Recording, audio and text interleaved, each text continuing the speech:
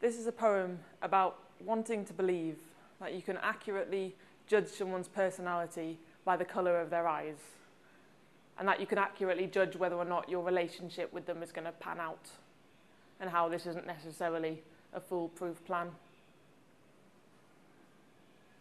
I married green eyes.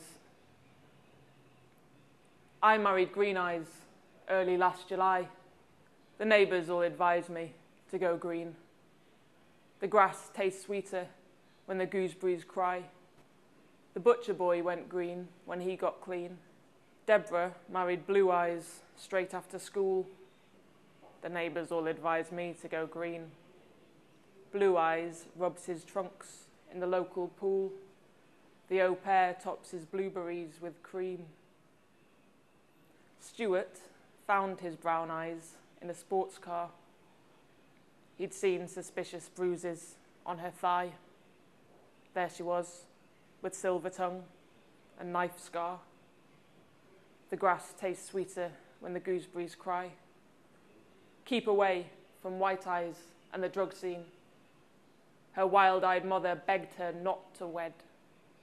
The butcher boy went green when he got clean.